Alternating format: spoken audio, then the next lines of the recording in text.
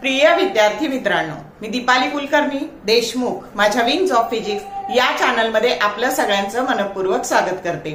आपण short ट्रिकचे video बघतो, त्याने काय होतं तर आपला वेळ वाचतो आणि एका सेकंदात ट्रिकने आपल्याला कसं उत्तर काढायचं हे आपल्याला कळतं आणि मग त्या प्रश्नाचा जो वाचवलेला वेळ आहे तो आपल्याला इतर लेंदी क्वेश्चन साठी वापरता येतो। आणि म्हणून टिप्स ट्रिक्स शॉर्ट ट्रिक्स या खूप महत्वाच्या असतात आणि म्हणून आपण ट्रिक्सचा व्हिडिओ बघतो आहोत। तर आजचा व्हिडिओ आहे व्हिडिओ क्रमांक 22, चॅप्टर आहे ग्रॅव्हिटेशन।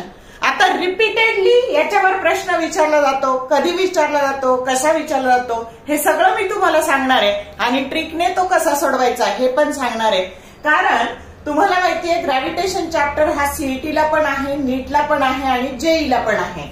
आणि म्हणून प्रश्न असा आहे बघा, the height h above the earth surface. आता ही अर्थ सरफेस आहे आणि ही h इतकी हाईट आहे। The height h above the earth surface at which the acceleration due to gravity g becomes, बघा इथं पृथ्वीच्या पृष्ठभागावर acceleration due to gravity g आहे आणि हाईट वर ती बनते g by dash is।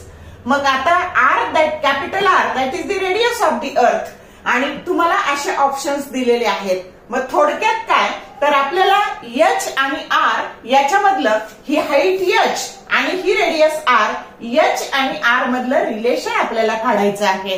मग कसं सोडवायचं तर आता आपल्याला असं माहिती आहे की इथं जी ऍक्सिलरेशन ड्यू टू ग्रॅव्हिटी असते तिची व्हॅल्यू असते gm/r²। त्याचा फॉर्म्युला g म्हणजे कॉन्स्टंट ऑफ ग्रॅव्हिटेशन आणि m आहे मास ऑफ द अर्थ आणि r आहे रेडियस ऑफ द अर्थ। म्हणजे थोडक्यात काय तर ही रेडियसचा स्क्वेअर आणि ऍक्सिलरेशन ड्यू टू ग्रॅव्हिटी हे इनव्हर्स प्रपोर्शन मध्ये बदलतात।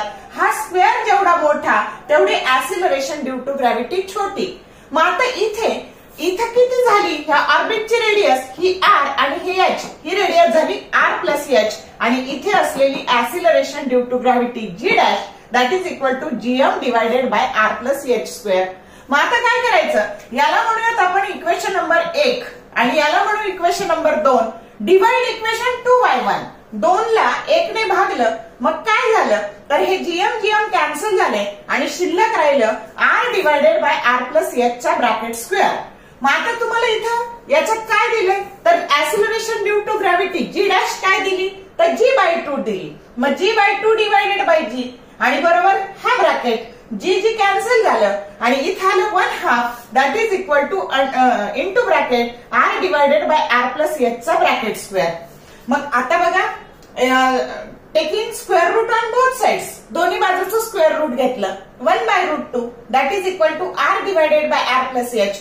क्रॉस मल्टिप्लिकेशन केलं r प्लस h बरोबर √2 इंटू r।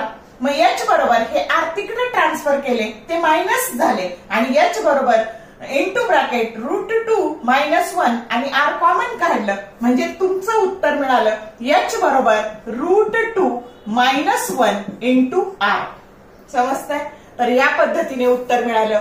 आता g/3 असं झालेलं h इतक्या हाईटवर acceleration due to gravity g/3 झाली तर h आणि r मधलं रिलेशन काढा। हे न्यूमरिकल कधी विचारलंय 2021 सीईटी 2021 सीईटी 2023, 24 आणि 25 रिपीटेडली आस्क्ड आहे। मग करू आपण काय बदल होईल, इथं फक्त g/3 येईल, इथं 3 येईल, इथं √3 येईल, इथं √3 येईल आणि इथं पण √3 येईल। कळलं? ट्रिक कळली? इथं आता इथं लिहायचं √3 -1/r। समजलं का?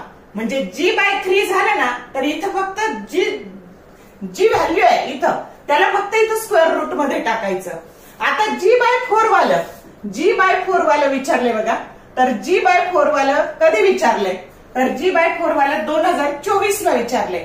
मग आपल्या फॉर्म्युल्यानुसार आता इथे येईल h बरोबर √4 -1 आणि आउटसाइड ब्रॅकेट r, √4 म्हणजे 2 -1 आणि r म्हणजे इथं आलं r म्हणजे इथं एकतर असा पर्याय देतील √4 -1 इंटू r किंवा r।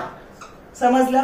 मग h बरोबर r असतं म्हणजे जेव्हा ही हाईट ह्या r इतकीच असेल तेव्हा एच आणि आर मधलं रिलेशन असेल एच बरोबर आर असेल. समजलं? 2024 ला विचारलंय. आपण करून पाहू शकतो. बघा, इथं 4 घेतले, इथं 4 घेतले, इथं 4 घेतले, इथं 4 घेतले,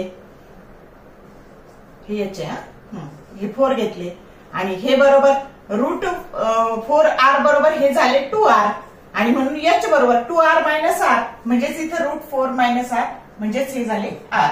समजलं का? आणि आता बघा g' बरोबर g/5 वाला विचारले. g/5 तर सोडवून बघू. उत्तर येणारे √5 मायनस 1 इंटू आर. कळली का ट्रिक? म्हणजे g/ जेवढं असेल ना त्याला इथं फक्त त्या व्हॅल्यूला इथं अंडर रूट मध्ये घालायचं, -1 करायचं आणि आउटसाइड ब्रॅकेट आर करायचं. ट्रिक समजली का? हा चार्ट जर केला तर एकदम सोपं होऊन जाईल आणि तुम्हाला एकाच सेकंदात उत्तर काढता येईल. असे खूप साऱ्या ट्रिक्स असतात आणि ह्या ट्रिकने अभ्यास केला तर आपल्याला एकतर इंटरेस्ट निर्माण होतो आणि आपलं काम सोपं जातं, आपल्याला आवड निर्माण होते आणि सगळ्यात महत्वाचं this is the time saving technique. हे वेळ वाचवण्याचं तंत्र आहे. परीक्षेच्या 3 तासात तुम्ही जेवढा वेळ वाचवताल आणि तो लेंदी क्वेश्चनसाठी वापरताल तर हे टाइम मॅनेजमेंट ज्याला जमतं त्याला सक्सेस मिळतं. कळलं का मग? तर जर व्हिडिओ आवडला लाईक करा, शेअर करा, कमेंट टाकायला कंजूसी करू नका. All the best for your study and thank you for watching this whole video.